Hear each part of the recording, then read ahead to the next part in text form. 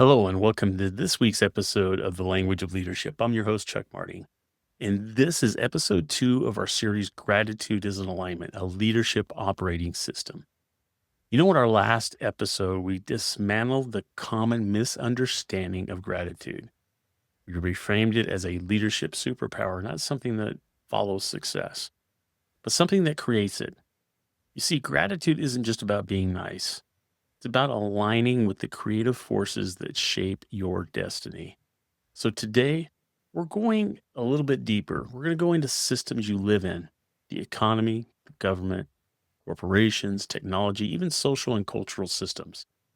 Now, you may feel limited by them, frustrated by them, even oppressed by them. But what if those very systems, the ones you think are holding you back, are the ones that will deliver your breakthrough?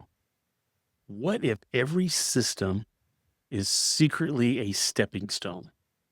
Well, that's what Wallace D. Waddles was trying to show us in his 1910 book, The Science of Getting Rich. And that's what we're unlocking today. You see, systems are infrastructures for your rise. Wallace D. Waddles said something that catches people off guard. He said, "Do not rage against corrupt politicians. Do not waste your time thinking about the shortcomings of plutocrats. They have made your opportunity." Why would he say that? Was he endorsing corruption? No, he wasn't. He was recognizing something deeper. The systems, even the broken ones, are the scaffolding that supports your growth. So consider this: every road, every app, every delivery system, every electricity grid, every satellite, every business regulation, even the bad ones, are all part of the infrastructure through which your opportunities travel. You don't have to love the system. You just have to know how to move through it. You see, leaders get stuck in systematic resistance. There are many leaders who waste years raging against systems such as the corporate ladder, bureaucratic red tape, governmental policies, economic inequality. It becomes their identity. They're the rebels, the critics, the truth tellers. But here's the brutal truth: you can't build while you're stuck in battle mode. Resentment keeps you tied to the old world, while gratitude frees you to build the new one. And Wallace D. Waddles knew this. He said essentially, God is not done yet. The systems aren't perfect, but they're evolving. And while they evolve, you can use them. So, as leaders, real leaders who use the systems, we need to look at those men and women who have done this and what they have done. So, let's look at some leaders who didn't fight the system, they used it. First, let's look at Elon Musk. Now, you may love him or hate him, but one thing is true: Elon Musk mastered the system. He leveraged governmental subsidies, regulatory frameworks, and financial markets to build Tesla, SpaceX, and more. He didn't complain. He didn't complain about emissions policies, but he used them. What about Whitney Wolfe, or Whitney Wolfe Herd? Here we go. The CEO of Bumble. She left a toxic work environment at Tinder. She could have stayed angry.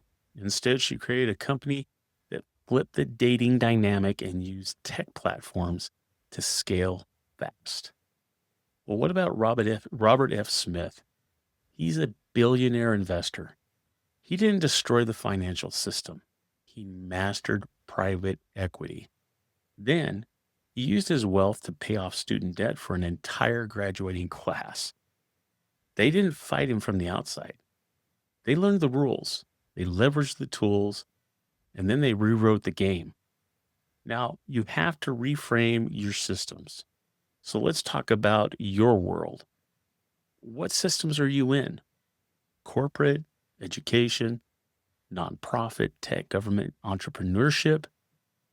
Where do you feel resistance? Well, here's a simple 3-part reframe exercise that you can do. 1, identify the system you're resisting.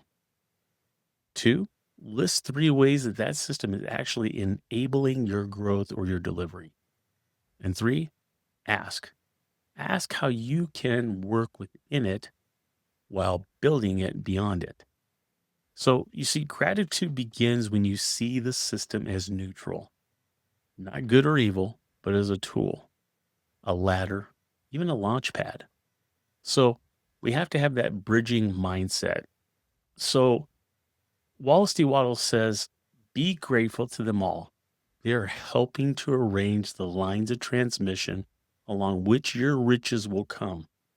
So think of your system as a bridge. Gratitude keeps you moving across it. Resentment keeps you stuck at the entrance. So when you operate with gratitude, you build trust in unlikely places, you spot opportunities others overlook, you stay calm under pressure, and you attract collaborators instead of competitors. This mindset turns leaders into magnets. So here's your practice for today in your challenge for the week. I want you to do a system gratitude audit. First, what systems do I feel stuck in?